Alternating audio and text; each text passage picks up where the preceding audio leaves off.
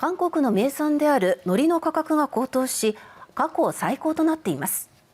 安定した供給に向けて技術の開発が進められています。韓国旅行の土産として日本でも親しまれる韓国の名産、韓国海苔。その小売価格は5年前の 1.5 倍以上に跳ね上がり、過去最高となっています。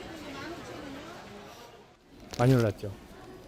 이게 이제 작년, 재작년만 해도 15,000원, 16,000원 팔던 게 지금 2만 원 판매를 하고 있으니까 시장이 많죠. 얼마나. 암만 해도 소비가 덜 되잖아요.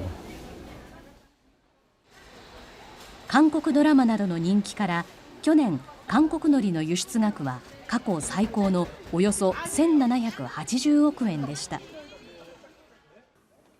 アメリカとの関税交渉ではアメリカでの生産が難しいという理由から水産物の中で唯一海苔が無関税の品目とされ、今後さらに販売量が増える見通しです。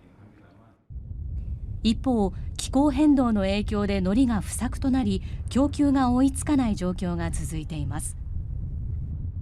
韓国政府はこの状況を打開しようと、去年から民間と共同で海苔を地上養殖する技術の研究を始めました。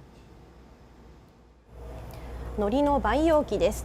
水槽に空気を送ることで水の流れを作り、光の当て方や温度を変えながら海に近い環境を探しています。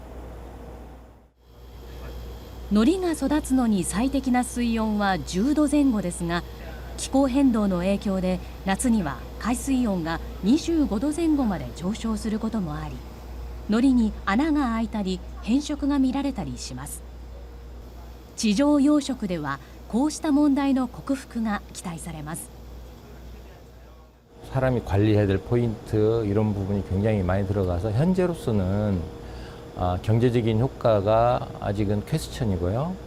지속 가능한 친환경 김을 양식하는 것을 목표로 하기 때문에 조만간 그런 산업화 모델이 만들어질 것 것으로 좀 보여지고 있습니다.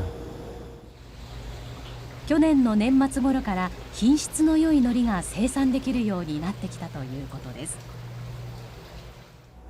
こちらが完成した海苔です。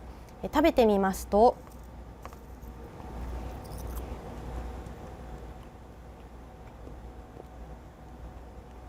食感もよく、普段食べている海苔と味も変わりません。韓国政府は2029年までに開発を終え、価格の高騰を抑えたい考えです。